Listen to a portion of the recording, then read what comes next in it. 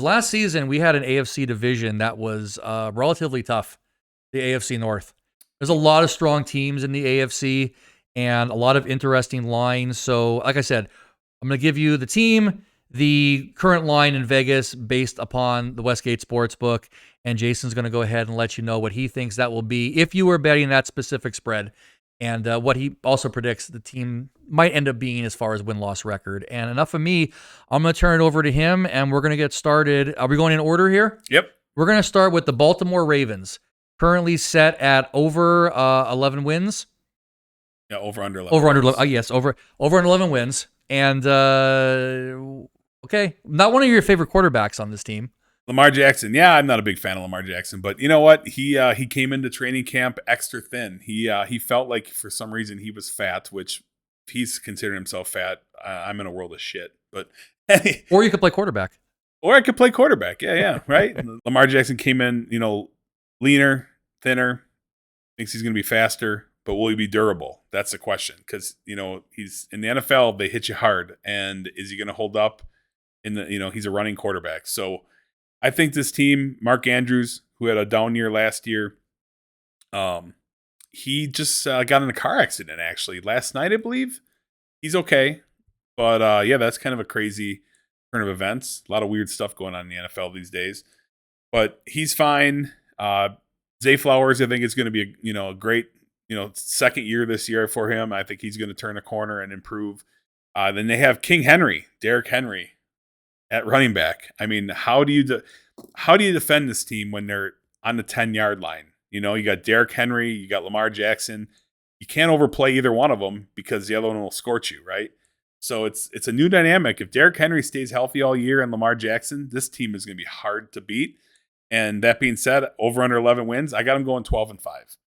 So Baltimore Ravens get to 12-5. They're playing in a tough division. If Deshaun Watson actually plays this year and doesn't sally his way through the league and sit out games and be a pussy, because he's been that way the last couple of years. Cleveland has a good chance. With that defense, that top-tier defense, Cleveland's always going to be in a hunt. Cincinnati with a healthy Joe Burrow and a T. Higgins that's happy and getting it done. A lot of potential there.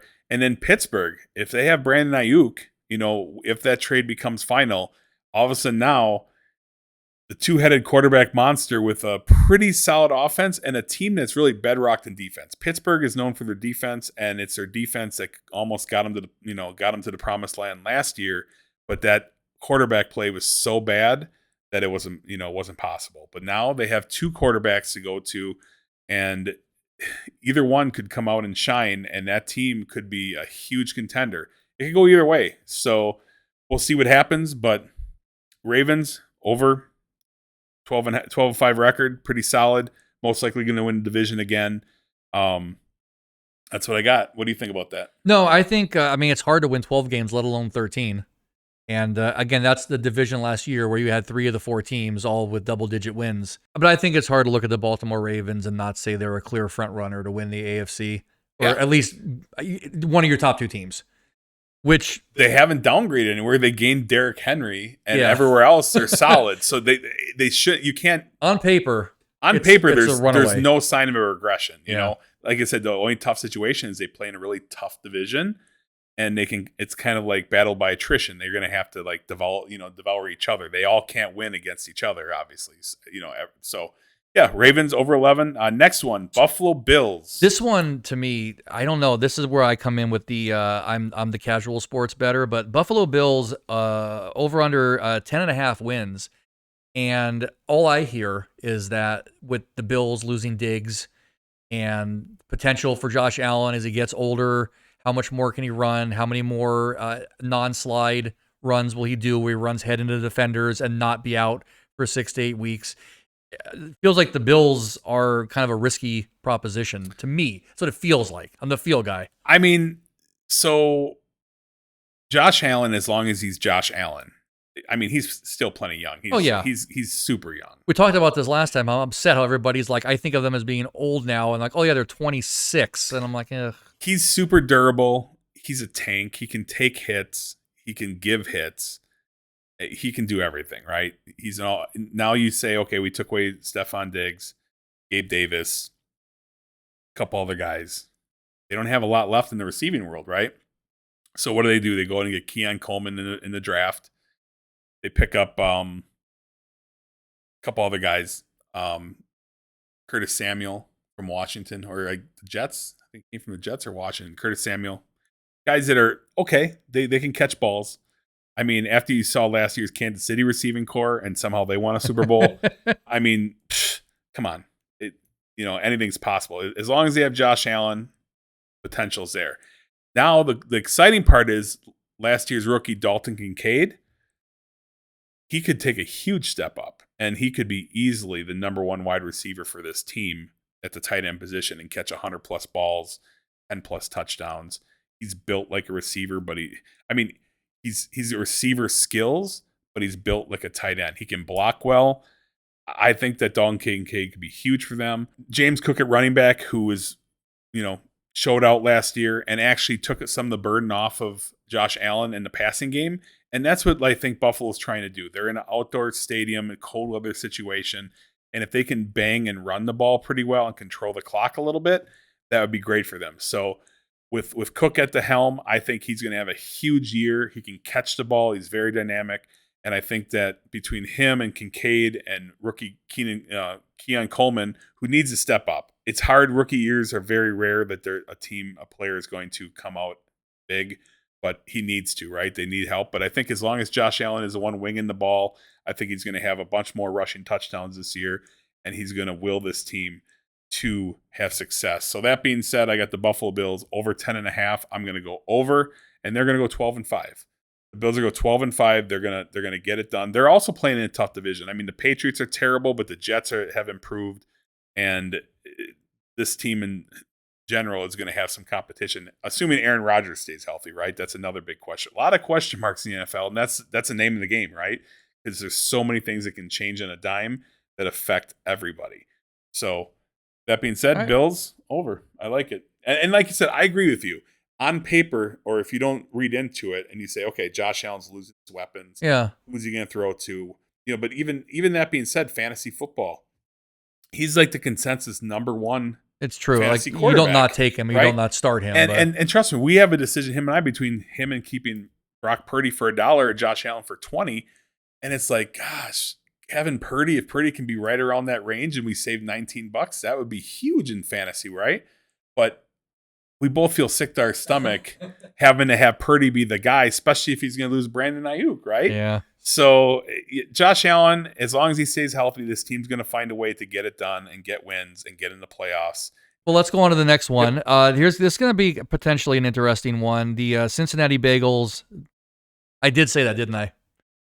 Oh, I said the Cincinnati Bagels. I am actually hungry. You're hungry, but I'm the one that's fasted for over 24 hours gosh, right now. Attaboy, there you go. Cincinnati Bengals, over under 10.5 wins. They were 9-8 last season. Joe Burrow claims to be healthy. Joe Burrow got a haircut. Yes, didn't he dye it too? What were they comparing him to? I already forgot. I saw that. Joe Burrow has always been blonde, but I'm not sure if it became more blonde when he got it dyed or because he cut it down. It just is so much more blonde. He looks like Pony Boy in The Outsiders. I mean, it's pretty wild. There's a reference. That's old school. Holy, I just dated myself. Yeah, you did. So good movie though. Great movie. Great movie. So yeah, the Bengals over under 10.5 wins. T. Higgins is still not a happy camper. No contract for him yet, but he is practicing and playing. Now Jamar Chase is deciding to hold out. He didn't show up to practice. They're going to get it done. He's going to get paid. No issue there. A little bit of a change up for the Bengals. No more Joe Mixon. They got a couple new running backs in there. So we'll see where that shakes out. The defense, they have a good head coach. The Bengals are just gritty, but they're in a tough division also. But I think the Bengals, over under 10.5, they're going to get it done by a little bit. They're going to get 11 wins. Bengals, I have them going 11-6, and they're going to just etch out that over. And it's all contingent once again, as most of these games are. They're contingent on quarterbacks and their skill players. So Joe Burrow, who has had injury issues, if he goes down goes the season. So if you're going to outright fade and not make a bet, maybe lay off of the Bengals because Joe Burrow is a question mark sometimes. But all in all, I think the Bengals, as long as he's upright and you think he's going to stay healthy, the Bengals are going to be your team. They're going to get it done. over 10.5. I wanted to confirm two things for you. One, yeah, it's his hair is way more blonde than it was originally. It was dark blonde. Yeah. And just because news happened while we're recording, Jamar Chase has been he did arrive in Chicago with Joe Burrow for the joint practice with the Bears. So nothing about signing, but he's with the team.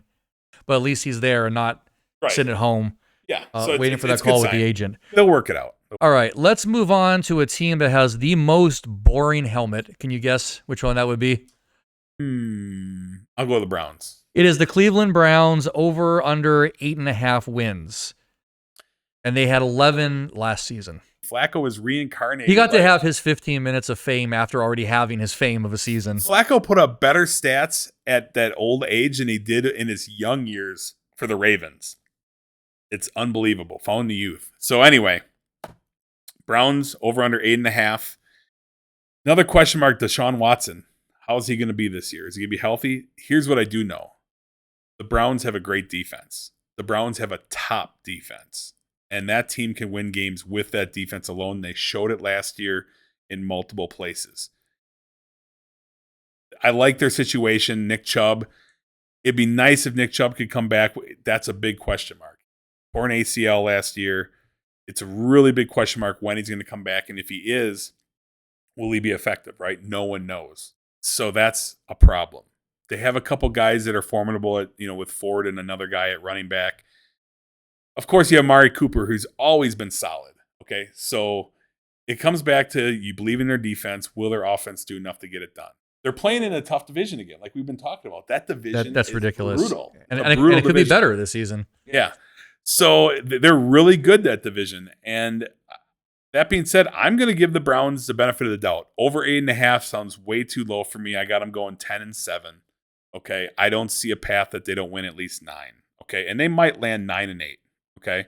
And miss the playoffs and whatever. But I think that I really feel they're going to get over that 8.5 threshold. They're going to pull it out in spite of Deshaun Watson and his shortcomings as a human being and player the last X amount of years. He's going to stay healthy, hopefully. And Njoku's a tough tight end. He's got a lot of good targets. And if he can even be a shadow of what he was when he played at quarterback in Houston, this team with that defense is going to be very tough to beat. So all day long, Browns over 8.5 wins. 10-7 is my personal prediction. Boom.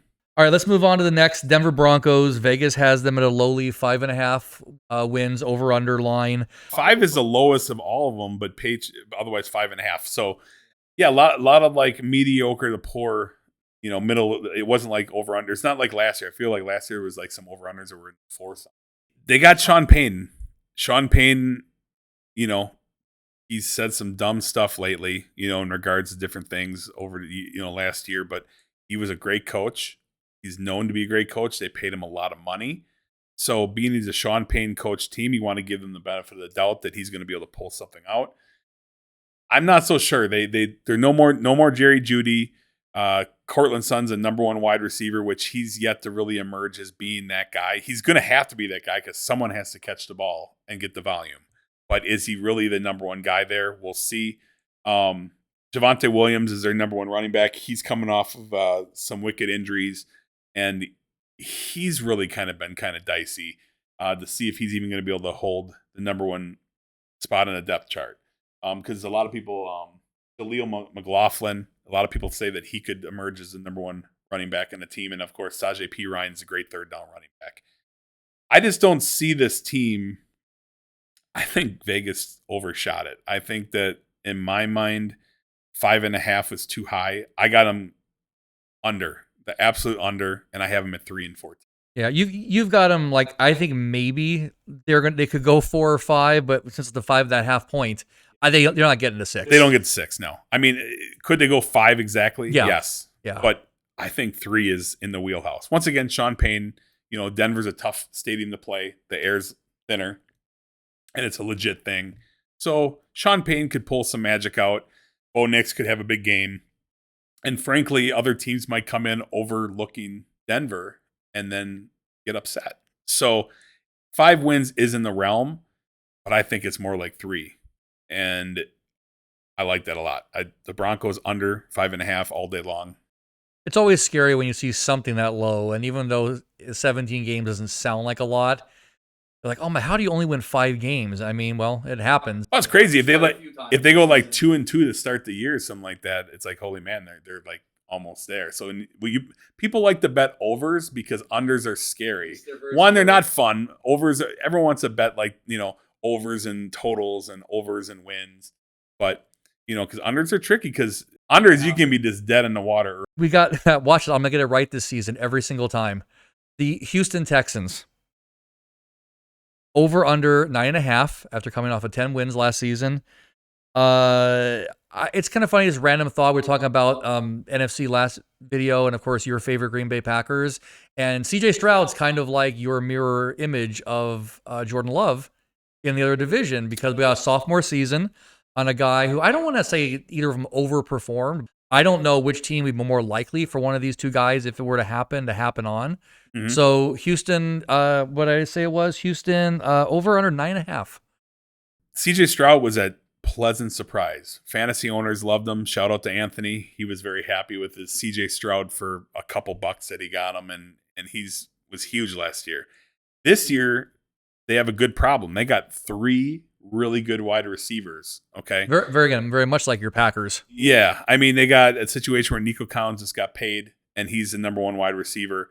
Stephon Diggs is the consensus kind of number 2. He's getting up there in age. He's very volatile, very standoffish, truculent.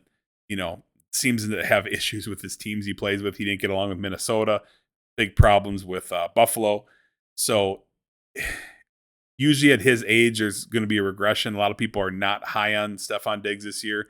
I'm middle of the road. I'm going to take the wait and see effect here and think that he should be hungry enough and bitter enough that he's going to play lights out, or try to. We'll see if he can stay healthy and keep a good attitude, especially if he's not getting the ball, because the problem is there's a lot of guys to pass the ball to, and he's one of those me kind of guys. And if he doesn't get that ball, he's going to become standoffish, and he's going to become a distraction. And that production's going to drop, and then it's... So you got Tank Dell as wide receiver 3. That's a good problem to have. Tank Dell was the standout guy that was outstanding last year until he snapped his leg. So he's come back from a broken leg, essentially, or femur or whatever it was, but it's healed. I mean, it's a situation where he should be back 100%. He's going to be fine. He already had a touchdown in preseason. He's fast, but he's small, though. That's the thing, too. He's a very small receiver. He's light, and he's not particularly tall. So can he withstand those hits is going to be the key, because last year, obviously, in a goal line situation, he lost the rest of the year to injury. They look at it offense. They picked up at the running back position, they picked up Mr. Joe Mixon. So now all of a sudden they got a decent running team to go with, a dynamic passing offense. And they got Dalton Schultz, who's going to be a really good tight end. He's a really good tight end from Dallas. He had a good year last year. Their defense is a little bit suspect. It's not the strongest defense by any means. So that's probably maybe their one weak spot. But I think this team is going to definitely have what it takes to get it done. Over under 9.5. I feel like that division is another division, like the Colts, Jacksonville. Tennessee is going to be a regression, right? Most people don't have a lot of faith in Tennessee this year. But Colts and Jacksonville, people don't know what's going to happen for sure with them, right? It could go either way for a lot of people. So I feel like they're undershooting on the Texans a little bit at 9.5. And I like the Texans, believe it or not, to finish 12-5. So I have the Texans over under 9.5 going way over. I like them at 12-5. And you know what? If they fall short, there's a big cushion there. I can't see them not winning 10 games. Or, again, that's how I feel. I can't say I can't. Right. I mean, anything's possible, but once again, short of like team chemistry blow up, Stroud goes down, all those things that would apply for every team and every total, right? But if they can do what they did last year, they've improved at running back from last year. Devin Singletary, Mr. Vanilla for Joe Mixon, improvement. They've added a dynamic receiver in Stephon Diggs. He's not a downgrade to the team's wide receiving core. So to me, and you got CJ Stroud that now he has a year of tape for everyone to see. So are people going to, that's a good point. He actually caught the defenses by surprise with their pants down. They have had a whole year to prepare for him, and they know what he's about. So Could there be some regression? Possibly, because he really overshot expectation last year. So that being said, they're still going over 9.5 wins. No problem. Take that to the bank. That's a solid one all day long. Texans over 9.5. All right, well, you just dropped the name of the next team we're going to look at. Indianapolis Colts over under 8.5. I am a big believer. Now, I'm a Wisconsin boy, and Jonathan Taylor went to UW Wisconsin. He is a great human being, first of all, but he's a talented guy that also has his shares of injury problems. I feel that 8.5, they definitely, I get why they put 8.5 for the Colts because there's so many question marks. Anthony Richardson could easily be and finish as like the top fantasy quarterback in the NFL. Okay. He could also finish in like an MVP type status. It's possible. He's more than capable. He can very well have a Lamar Jackson type season this year, back or in Lamar Jackson when he had his biggest year. But he also can get hurt again if he doesn't learn from his mistakes last year. And, there's some wiggle room there. So the sky is the limit. Same with Jonathan Taylor. Jonathan Taylor could finish as a top 3 running back easy. Easy. There's no reason why he can't finish as a top 3 running back for fantasy and just in the NFL in general for stats. But he also could be someone that could get hurt and there could be issues and he could drop out of the top 10 or 15. So I think because of that, and you got Michael Pittman at wide receiver, that's, the poor man's wide receiver one. Like he's someone that just kind of gets overlooked. He's like not amongst the top 5 best wide receivers. And he's kind of like that. He's steady and he's solid. And with Richardson being able to throw to him, he should be another key component of this offense. So all those considered, with what I believe is a decent head coach as well, and Indy usually is a tough team to beat at home in a division that has lots of problems. The Titans are terrible. I think that without a doubt, the Colts go over 8.5. I have them at 10-7. I think they get to 10 wins, but that's one of those two where I think You don't feel comfortable with saying 8. No, I could never go under. I think they have enough of an offensive nucleus that basically I feel like 9 wins is their rock bottom. I feel like 9 wins, which will get you over, right? And I think that's another team where the sky could be between 9 and 11. Okay. Right? So I think the sweet spot is between 9 and 11. So, and I have them at 10. And if something should happen to Richardson, which Joe Flacco do we get at quarterback number 2? I don't know. If Richardson goes down, I don't even know who their backup quarterback. Oh, I did check right now on the depth chart. Flacco is listed as number 2 on the depth chart. Is he? Yeah. He has 28 yards this season already in preseason. Oh, wow. I did my stat research. With Flacco in the mix, that's better than Gardner Minshew. So. Yeah, that's for sure. So, but I think if it comes down to they have to use a backup quarterback, they're going to have some big problems, and that's probably going to be detrimental to their over-under. All right. I think I agree with you on this one. I have nothing really to add. I just feel like, I think 8 would be the minimum in wins in general, right. And I would feel much more if I had it. It's like throwing a coin. I'd rather take again, like we were saying just a little bit ago, you hate to bet the unders, but I'd feel a little more comfortable with the over on that one. Get to I 9 just feel wins. They have enough weapons and they're in a soft enough division in general, besides the Texans, that they can get it done. Well, here's another team that kind of is in that same boat of like, what do you reasonably expect from them? The Jacksonville Jaguars over under 8.5. The Jaguars are in pretty much NFL purgatory as well. Vegas doesn't know what to do with them, hence the 8.5. Just literally middle of the road. Yeah. Literally the middle of the road kind of pick, right? 8.5. Just like 50-50, 500 type team. And that makes sense because, like I said, 2 teams are going to probably emerge out of the division and be pretty solid, and 2 teams are probably going to be pretty mediocre. This year, I have to lean towards the Jacksonville Jaguars, even though they have a great, Travis Etienne at running back is really good. Receiver-wise, they lost Calvin Ridley. Christian Kirk is supposed to be I don't even think Christian Kirk's going to be the number 1 guy, possibly to start the year in a depth chart. It's hard to say. They got a rookie that came in there as well, and they got that's Gabe Davis went there. So Gabe Davis couldn't do much last year in Buffalo, but he has more expectation than Jacksonville. I'm not a Doug Peterson guy. Doug Peterson seems to, I don't know, he outthinks himself. I mean, congratulations, he got the Eagles a Super Bowl. Good for him. Jacksonville right now is net. I'm leaning the other direction. Jacksonville, I got them going under 8.5, and I got them going 7-10. Like I said, they could easily flip flop, possibly with the Colts if things break a certain way. But I feel like Jacksonville is going to be the one that's going to be on the short end of the stick and on the bottom two of the division, finishing 7-10. Just not a lot of expectation. Trevor Lawrence got his money, and he's talented, but we'll see. I mean, is he going to take a step up from the last couple of years?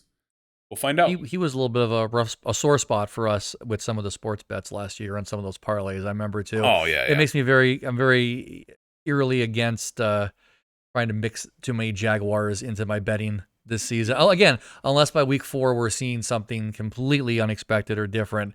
That seems to be one of those, well, if I got to throw in a 4th team on this parlay, maybe, and you never feel good about either side of it you take. Jacksonville could be one of those surprise teams if it breaks the right way, but I just think that they're going to be in the bottom 2 of the division, and it's unavoidable at this point. Now, Jason, we're trying to keep the podcast between 60 and 90 minutes at most, so just going down a little bit on this one.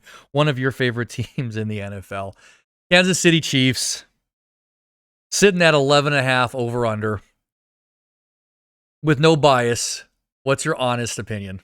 And see, I get told from one particular person that I'm very biased towards the Chiefs, which I am absolutely not biased towards them when it comes down to making picks. I feel a certain way about them as a franchise and some of their questionable players and coaches they've had over the years.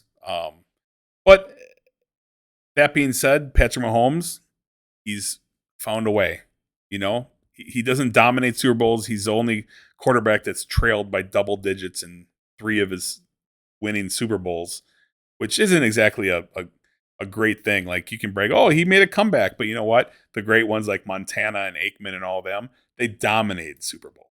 Okay? Patrick Mahomes hasn't dominated playoff games hardly in general, unless it's the Miami Dolphins, of course, last year. But that took minus like a gazillion degrees in the Ice Bowl, and Miami's not particularly a good team in the cold. Yeah. But other than that, and they were to be fair to Miami's offensive line or defensive line was pretty. They were devastating. The hell well, that's the thing season. too. A lot of people say, okay, Kansas City won, but guess what? A lot of things happened there. It took a devastated Miami team to play in terrible conditions that they're not good at playing. Right? Buffalo was devastated on the defensive side and on the offensive side of the ball with their receiving situation. Stephon Diggs didn't even want to be there, and he didn't show up for that game whatsoever. And the Ravens, I don't know what to say about that one. But outside of that, the Niners should have got them last year. They didn't. And that was my downfall in my picks for the year. I was great in the regular season. And yeah, I shat the bed going against Kansas City for a lot of my picks in the playoffs. And I own that 100%. That being said, I think there's a good chance that this Kansas City Chiefs team starts the year, you heard it first, 3-3. I believe their first 6 games are going to be 3-3. They're running into a couple problems, okay? They got Marquise Brown, which is their stud free agent that they thought can make waves for them and finally get a receiver that's going to be able to catch the ball. The thing is now you got Marquise Brown that's going to be down with injury for 4 to 6 weeks. So he's going to be out probably the first 4 to 6 weeks of the season, which is problematic.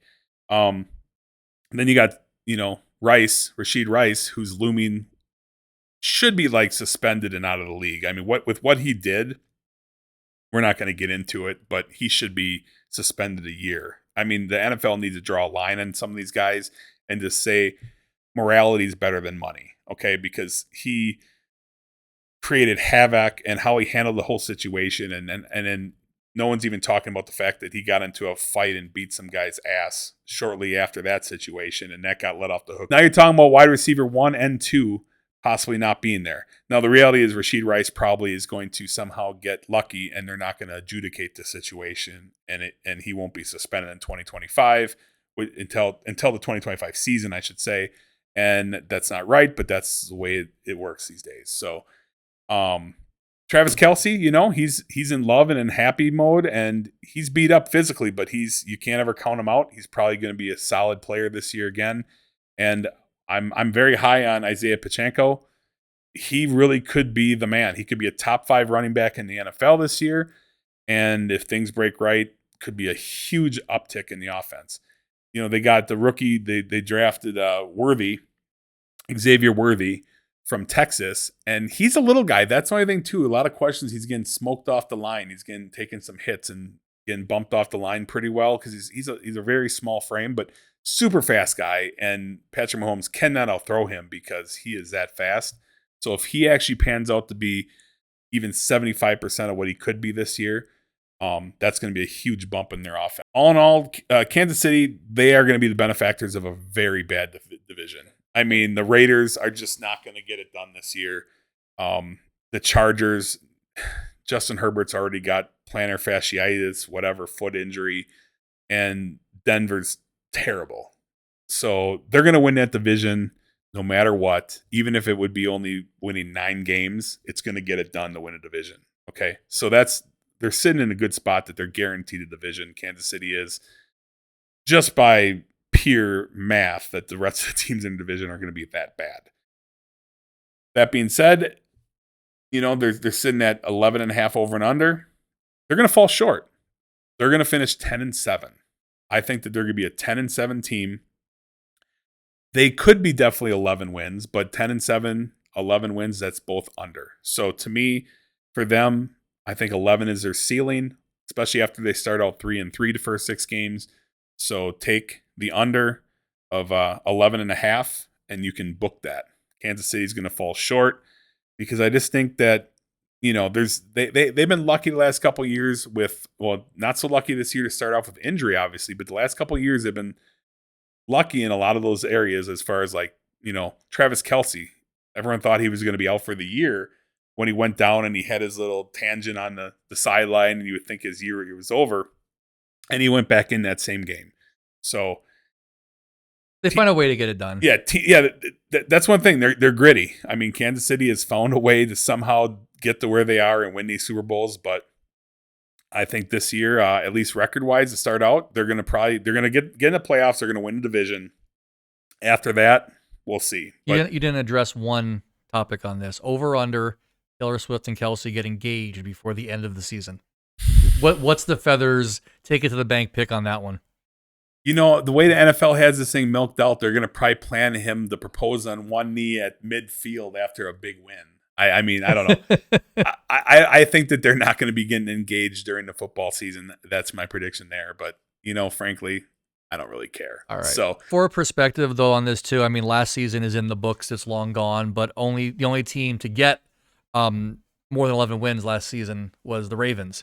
So no team in the AFC. No team in the NFC got to a 12. So they're at 11.5 right now. And I kind of like the under. Again, just an odd reason to like it, but the fact that was how the division was last year, right? And like some of the facts you mentioned too, I'm like, yeah, 11 seems doable, but 12, no, not so much for most of these teams. Okay, let's stay in the same division. Something down the street. Down goes Undertaker. Undertaker. Come on, big. He has talked about potentially having one more match in him, but he's I don't know. I don't think I'd want to see it. It's like, sometimes like let it go. Yeah. Let go, big man. It's okay. His body's broken, man. Dude, that guy has taken so much abuse from 3 decades of wrestling and put it all on the line. And anywho, we'll do some wrestling podcasts in the future, that's for sure. All right, down the street, Oakland, Las Vegas, LA Raiders. I've hated them no matter what city they're in or wherever I live. We got them over under at 7, which almost feels like I would not even feel comfortable throwing a coin. I don't know. Am I going to go to some games? Yeah.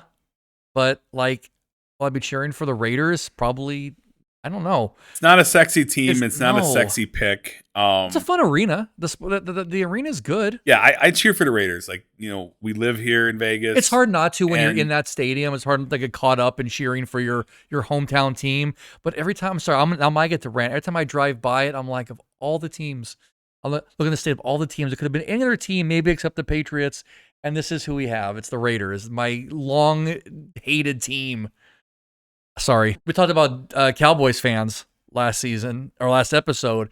Is there another fan base that's more rabid than the Raiders fans, no matter where they are? So props to them. They're high energy. I got to face them firsthand last year when my Packers played at Raiders Stadium, and I got to go to that game. Here's the difference, though. Those Raiders fans, they stick with the team. Oh yeah, Cowboys fans are just like, they'll bash on their own team as much as possible.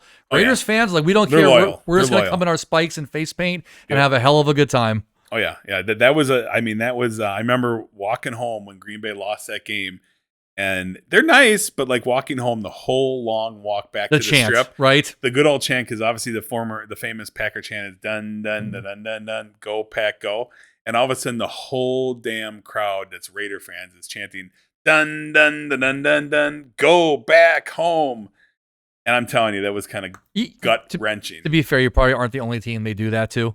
Oh, I'm sure, but just to be there on that side. yeah. All right, so 7. So over under 7. This is I'm not going to speak a lot on this because there's a lot of variables, but I think the Raiders, I have them winning 7 games. I figured I calculated them to go 7-10, and which would be a push. Now, being that the line is 7, you can go either way, and if it lands on 7, you're going to win. I'm going to lean towards over. One, because you know what? Overs are just, like I said, more fun to pick. But I think the Raiders, if the situation becomes correct and their running back and quarterback play and Devonta Adams stays happy, Jacoby Myers has a lot of potential as a number 2. This team's defense and Anthony Pierce as a coach, a lot of heart. They play hard for this man. And I just think that this is one of those that I think it's going to really land on 7-10 on the nuts. But you know what? If I'm going to pick one way or another, I'm going to go over and believe that they could fight their way through like to 8-9. So that's we're going with that. Raiders over 7, but 7-10. Yeah, I don't disagree. I mean, like you said, that's one you got to go with more of the fun side. And it's not like the Raiders can't have an explosive game. I mean, we watched the game where they put up whatever it was, 62 points on Denver last season, like the record or whatever, or 61 points. That was great. We got to be there when what's his name got fired. Yeah, exactly. The Chargers. Yeah, the Chargers. Staley got fired. I think you were saying like second quarter, he's fired after this game. I personally enjoyed the $1 hot dogs or whatever it was. Remember? $1 hot dogs at the Raider game. It was like $1. They were cheap. You could get I think they have like a special where it's like you can get popcorn, a hot dog, or a soda, and they're like $3 each or $2.50. Unlike the $10 hot dogs at the World Series of Poker, might have been $2. $2, but it was cheap, and the hot dogs were good. So that's the memory I had. Because the Raiders smoked them so much that was eating hot dogs and watching points getting scored.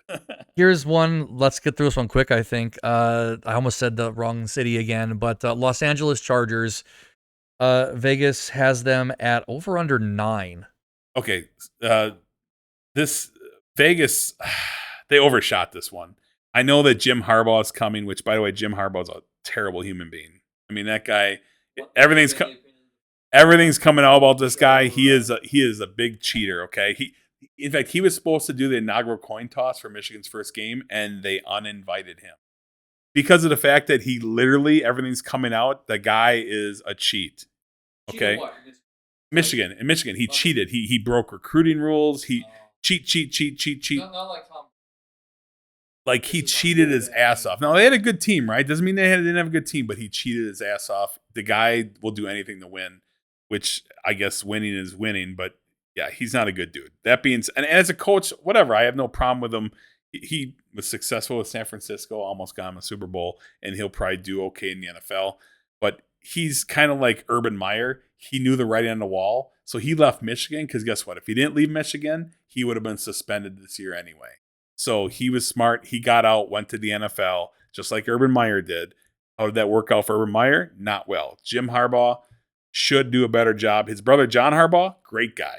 Great guy. Definitely the apple fell far from that tree. Okay. So, but that being said, I think that they overshot. I think they overshot because they lost their receiving core.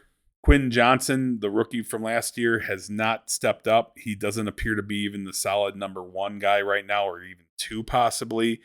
They don't really have. They picked up a few. Gus Edwards at running back. They picked up drawing a blank. J.K. Dobbins at running back. Jim Harbaugh likes to run the ball, just like in Michigan. He's a defensive-minded coach as well.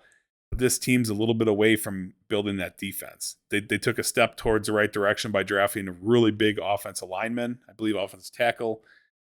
But Justin Herbert now with his foot issue, which Justin Herbert's kind of regressed after last year, and now he has a foot issue right now that's probably going to be a short-term thing, but it can be also a nagging injury. To me, it's the stone cold nuts. Chargers over under 9. I'm taking the under. I got them finishing 6-11. Yeah, I mean, this is the thing. They went 5-12 last season. And so if you're taking the over, you're saying they're suddenly going to win twice as many games as last season. And I feel like, look, maybe they get 9. Again, this is, like I said, this is my, with no real rationale. Like, you have the in-depth knowledge about all the trades and the players and Harbaugh coming in. I didn't even realize that. But to double the wins to go over just because of the coaching change and a couple of players on the Chargers, who are just notoriously great at losing games and being in having very profitable situations and completely screwing them up. It's a rebuild, Tim. I mean, they go 10 wins? No. They lost Mike Williams. Okay, but Mike Williams got hurt last year. But still, Mike Williams a receiver. No Keenan Allen. No Austin Eckler. Okay, they're thin in all positions, and it's going to be Justin Herbert is a talented guy, but I don't know if he has anyone to throw to. Looking at it again, too, 2 less wins than the Kansas City Chiefs, 3-time champions. Yeah, so I think they way overshot with the Chargers, and they probably figured they had to because they know that Denver's terrible and the Raiders are just as bad. Yeah, they're getting not as bad, but they're poor too. So they figure someone's got to win some games, right? So they kind of gave the nod to the Chargers and probably the hype with getting Jim Harbaugh. But in the end, they're going to fall short, and it's 6-11. Like I said, over under 9.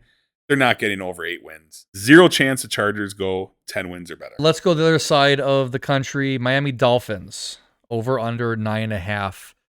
Highly explosive offense. Tua just got his contract extension. They believe in him.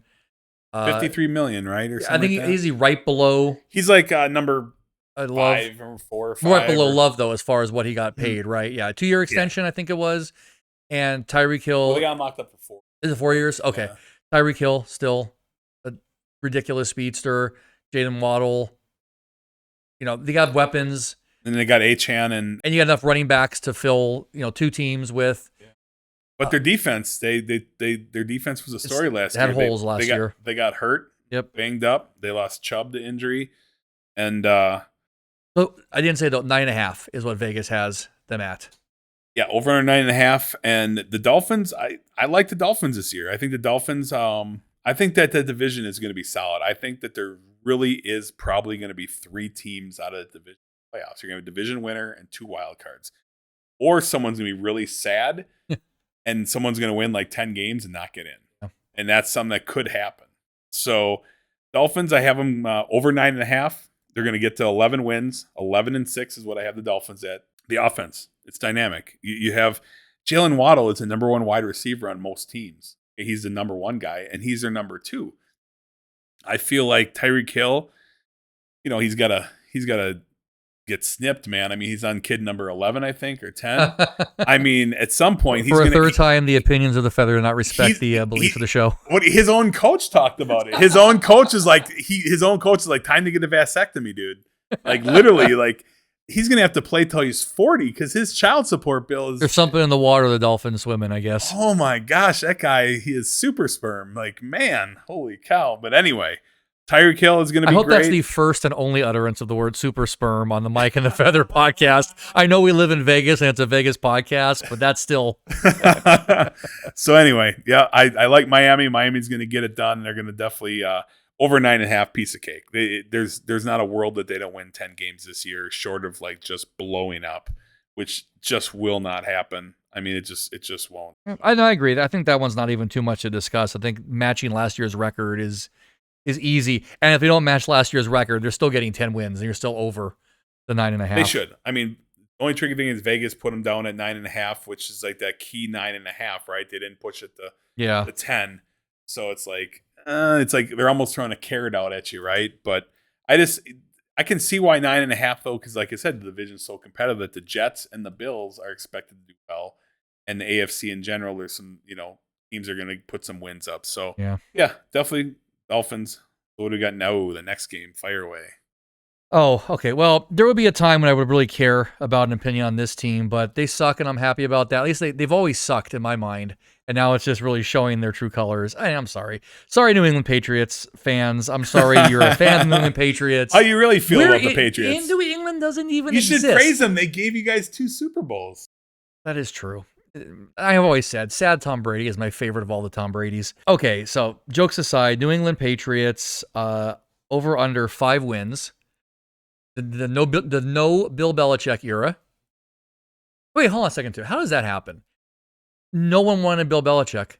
Yeah, I don't know. I mean, I know there's the one thing too, but he wants hiring decision power, right? He wants like vetoing power on drafts and trades, and he wants his hand in the cookie jar. Yeah, I think people still want to put up with his old ass ways. Like he's just like a grumpy guy. Like anyone that played for him, like they praise him to an extent, but also he was miserable. Like the carrot that he always dug out is, hey, you're gonna win a Super Bowl, but it was not fun to be a Patriot from what the players say, right? It wasn't fun. Winning was fun.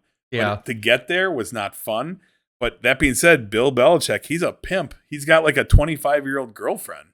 Like it's unbelievable. Could you imagine that if the father of this girl like is like probably 25 years younger than Bill Belichick? This is something. Hey, maybe she's dating him for the size of his hoodie. Oh boy. The over. Well, I didn't want to use super sperm again, so the over under is 5. Yeah, I mean, I don't know where Vegas came up with 5. I mean, I guess a better way to put it is, can the Patriots win 6 games? And I feel like that's a easy no-brainer. I mean, I'm just gonna like lay this out there right now. I have the Patriots winning, going 2-15. Okay, so I'm going under. Somehow in this, I mean, they're in, like I said, a really good division. So assuming the Jets, the Bills, I just don't see it. Jets, Bills, Dolphins are going to be good. Where can they win? I mean, that's 6 losses. I mean, it won't be necessary. They could pull an upset maybe, but still, like, I just don't see how they get to 5 wins. And I sure don't see how it's one of those again where the over under is 5. I don't think they get to 6. So could they land on 5? Fine, that's a point. No big deal. I don't know how they get to 6 here. They just don't have anything of substance in this team to lead me to think they can. If you were to tell me, are they more likely to win 6 games or put the over under at 2.5? I don't know. I would almost not want to take the over at 2.5 as opposed to take an over under of 6. Like I think the sweet spot for them is 3 wins. Best case scenario, they win 3 games. The Patriots win 3 games this year. In some miracle world, they get to 4. But if they win 2, I mean, the 2 that they're going to win is because the other team just crapped the bed and underestimated them and they played out of their butt or something, right? It's not going to be like, hey, we're a good team, we won. It's going to be like, hey, we won by some weird reason. And there you go, 2-15. Enough said. All right, come down to the last 3. We have the New York Jets over under 9.5. Jets, Jets. Let's go. Aaron Rodgers, over under 5 plays. You know, I mean, it just kind of comes down to that, right? I mean, when it's all said and done, this team has a great defense. Breece Hall is a top 3 running back for sure in the league. If he's healthy, right? They got, you know, a great defense. They got a great defensive-minded head coach. Garrett Wilson is a beast, right? It all hinges on one guy, Aaron Rodgers, right? Aaron Rodgers is the X factor. Aaron Rodgers stays healthy. It's very, very simple. This team wins 12 games. I have the over, without a doubt, for the Jets. Over 9.5, easy peasy. I have them going 12-5, but I can tell you right now they're going to win more than 9. So you can disagree with the 12 wins, but if everything breaks the right way, that team easily can go 12-5. But worst case scenario, they win 10 or 11. That's a tough division, except for the Patriots. It is. It's a tough division. Like I said, 3 teams come out of the playoffs is a very viable option. I think that, and I think if a third one doesn't make it, it's because of an unfortunate tiebreaker. Right. So right. All right. So the next one we have is the Pittsburgh Steelers over under 8. We got a little bit of a quarterback controversy or challenge in the beginning. We got Russell Wilson, who definitely has stepped down in recent years, but it's always interesting to hear somebody of what was his caliber to be in a quarterback competition, especially when a team traded to have him on there. Do you think this depends on who gets the nod? So I said this, I think, in the first Could podcast. this be back and forth too? Could be 3 games. It's Oh, Wilson. I don't think it's be like a two-headed Fields. monster. I don't think so. I mean, this is not college. In college, they're more apt. Like they'll literally switch out a quarterback within the same game and like go with the hot hand. Yeah. I don't think that that's going to be the case. Although they're not like pot committed to either player. Truly, like Justin Fields could be gone next year if they want to, and it's not going to cost them anything. So that being said, Pittsburgh's a defensive team. Okay, they cut their teeth on defense. T.J. Watt is a beast, and this team is all about defense. Mike Tomlin still has not had a losing season ever. He almost did lost that last season. Yeah, Yep, but he has not had it. So that being said, Mike Tomlin okay, so this is gonna be interesting. So what I have for the Steelers right now, and this is before the Brandon Ayuk situation, I have them finishing the over-under 8. I have them finishing 8-9. Okay, that's what I had before the Ayuk thing got nailed into place, or is close to being nailed into place. As of right now, I don't believe it's broken, that it's changed. So being that the over-under is 8, I'm going to instruct you to go over for 2 reasons.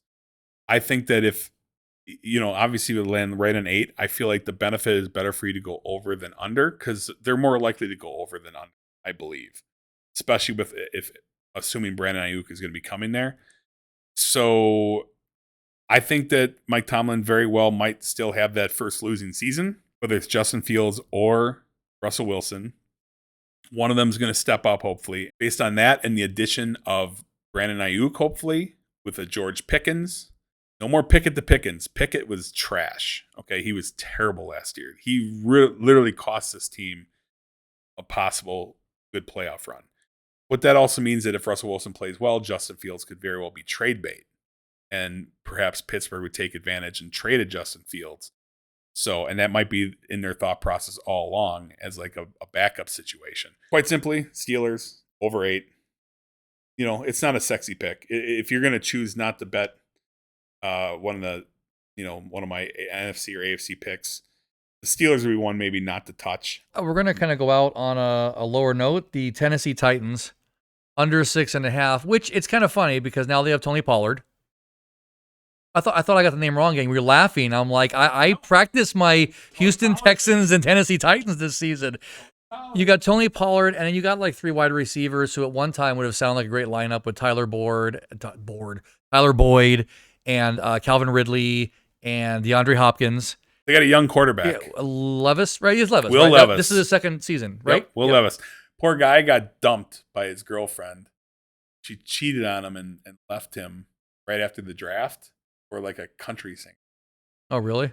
Well, but then what's funny is that's happened, and then he became the starter, and he did well last year. It's kind of like the best revenge is success. Yep, exactly. So Will Levis, Tennessee is not a sexy pick. It's not a sexy team. Gonna get right to it. Over under 6.5. I don't know how they scrape by 6.5. Get that 7-win mark. I have them going 4-13. Sorry, Tennessee. It's not going to be pretty. I mean, 4-13. Calvin Ridley was okay last year. He kind of was a letdown. Will Levis should take a step forward, hopefully, but they took a downgrade at running back. Spears and Tony Pollard should be okay, but that defense isn't particularly great. They have a new head coach because what's his name, former Patriots coach, it's escaping me. He got fired or whatever happened, or he left or whatever. And Tennessee's just 4-13. There's just no way they get to 7 wins. Under all day, 6.5. Yeah. Well, there you go. What was that? That's every what we just do is did the. It's about as mundane of a pick to end AFC on for us. I mean, I know. I was looking at that. I'm like, you know what? Maybe next season I'm going to rearrange the order we do this and put some of those tougher ones at the end because that's like got a lot of good meat on the bone, and you get that one bad bite right at the end. That's the taste you have to go leave the dinner with. So Titans under, put in the books. If you had to pick one team this season that you think might be a complete surprise, which one would it be? That question just came to me right now. Complete A complete surprise. surprise team. Like For the good or the bad? For the good. Like the Texans of 2024. Like I mean, well, last year's Texans, this year's team. What would that be? Okay, so if I had to pick a complete surprise team, especially based off of what their current record is and what their potential is, especially with the upside of possibly in addition to Brandon Ayuk, I'd say the Pittsburgh Steelers. I think with 8 wins being their over-under, I think if things break right with the new addition and one of those 2 quarterbacks pan out and their defense does what their defense does, even though they're playing in a tough division, I think the Steelers could far overshoot that 8 wins as like a sleeper surprise and get to like 11 wins or so. You think 11 wins though will be enough to get them a wild card in that conference? It's going to be tough. It comes down to if those 11 wins have maybe 3 or 4 victories against teams within their own division, because then it comes down to tiebreakers and division record and stuff like that.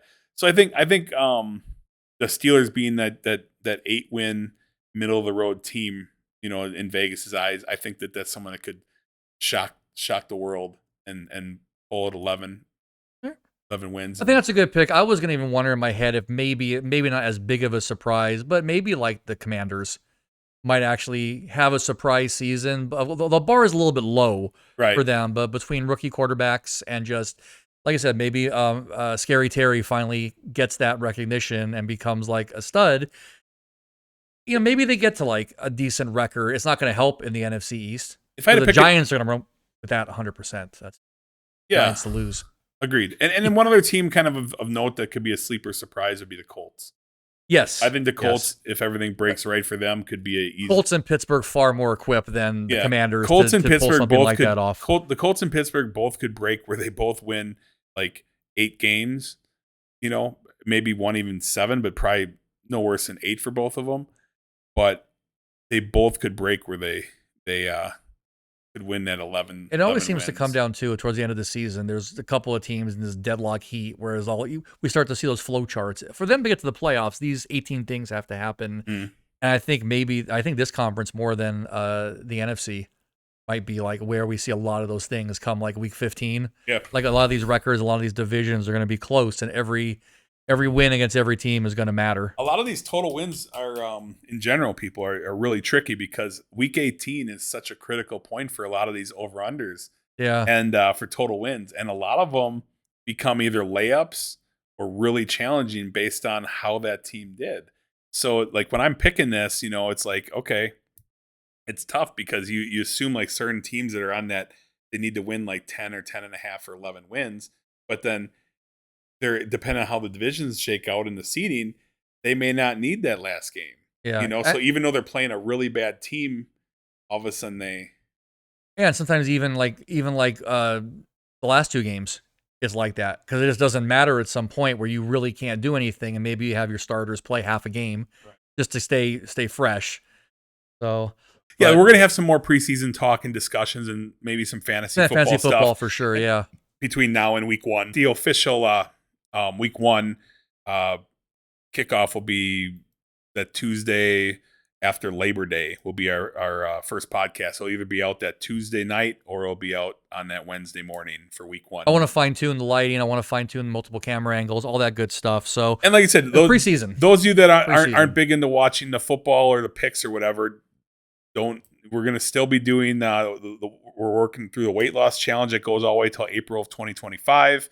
And that ends, we're going to be doing some poker stuff. There'll be poker hands. I think it's fair to say when we're going through, the whole division, that's a long podcast. Right. I think, generally last season, our podcasts were about 30 to 40 minutes. Yeah. If our podcast is about 90 minutes in total, only half of it's going to be dedicated to just specifically sports betting. Right. We're going to have all our movie reviews and all the other good stuff in the beginning and just jibber jabber and chat, and it'll be fun. So yeah, so it'll be a little bit of everything. It'll be a little bit of everything. So give them the second preseason. This is preseason. You got to practice your booms. Like try 2 fingers this season. The preseason. You got to do like a Macho Man. Oh yeah, boom or something like that. You got to get some stuff going on. All right, give them a reason to stick around to the end. All right, absolutely. All right, guys and gals, it was fun as always. Anyway, till next time, we'll see you again, and have a good one.